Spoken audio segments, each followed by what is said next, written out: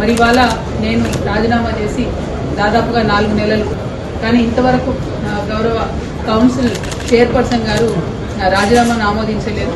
అందుకనే ప్రత్యేకించి ఇవాళ వారి నుంచి కలిసి మరి నా రాజీనామాను ఆమోదించే ముందు నాకు ఒక్కసారి కౌన్సిల్లో మాట్లాడే అవకాశం ఇవ్వాలని చెప్పి వారిని రిక్వెస్ట్ చేయడం జరిగింది. మరి మోస్ట్ ప్రాబబ్లీ 5వ తారీఖు అవకాశం ఇస్తామని చెప్పి వారు చెప్పడం జరిగింది. వారు 5వ తారీఖు ఇచ్చే అవకాశాన్ని సద్వినియోగం చేసుకొని మరి నా రాజీనామాకు కారణాలు ఏంటో కూడా సవివరంగా వివరించి on the floor of the house నేను మళ్ళొకసారి నా రాజీనామాను యాక్సెప్ట్ చేయమని అడగబోతా ఉన్నాను. సో ఈ విషయాన్ని తెలంగాణ ప్రజలందరికీ తెలియజేస్తా ఉన్నాను.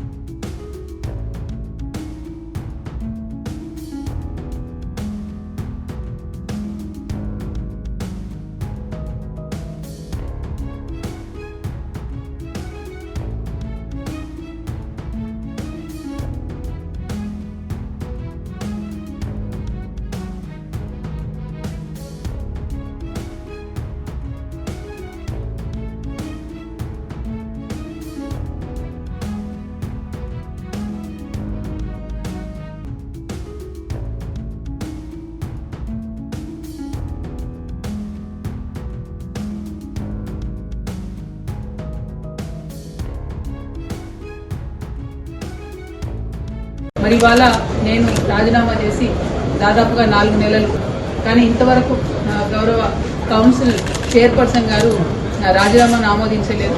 అందుకనే ప్రత్యేకించి ఇవాళ వారి నుంచి కలిసి మరి నా రాజీనామాను ఆమోదించే ముందు నాకు ఒక్కసారి కౌన్సిల్లో మాట్లాడే అవకాశం ఇవ్వాలని చెప్పి వారిని రిక్వెస్ట్ చేయడం జరిగింది. మరి మోస్ట్ ప్రాబబ్లీ 5వ తారీఖు అవకాశం ఇస్తామని చెప్పి వారు చెప్పడం జరిగింది. వారు 5వ తారీఖు ఇచ్చే అవకాశాన్ని సద్వినియోగం చేసుకొని మరి నా రాజీనామాకు కారణాలు ఏంటో కూడా సవివరంగా వివరించి on the floor of the house నేను మళ్ళొకసారి నా రాజీనామాను యాక్సెప్ట్ చేయమని అడగబోతా ఉన్నాను. సో ఈ విషయాన్ని తెలంగాణ ప్రజలందరికీ తెలియజేస్తా ఉన్నాను.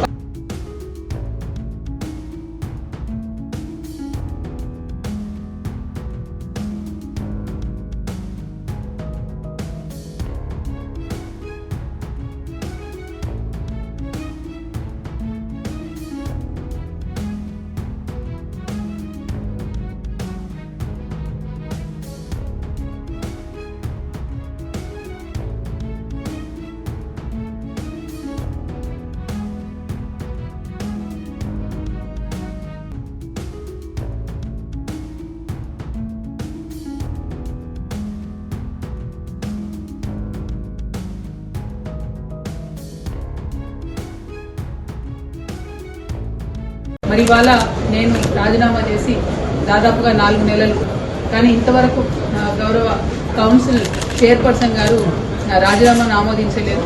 అందుకనే ప్రత్యేకించి ఇవాళ వారి నుంచి కలిసి మరి నా రాజీనామాను ఆమోదించే ముందు నాకు ఒక్కసారి కౌన్సిల్లో మాట్లాడే అవకాశం ఇవ్వాలని చెప్పి వారిని రిక్వెస్ట్ చేయడం జరిగింది. మరి మోస్ట్ ప్రాబబ్లీ 5వ తారీఖు అవకాశం ఇస్తామని చెప్పి వారు చెప్పడం జరిగింది. వారు 5వ తారీఖు ఇచ్చే అవకాశాన్ని సద్వినియోగం చేసుకొని మరి నా రాజీనామాకు కారణాలు ఏంటో కూడా సవివరంగా వివరించి on the floor of the house నేను మళ్ళొకసారి నా రాజీనామాను యాక్సెప్ట్ చేయమని అడగబోతా ఉన్నాను. సో ఈ విషయాన్ని తెలంగాణ ప్రజలందరికీ తెలియజేస్తా ఉన్నాను.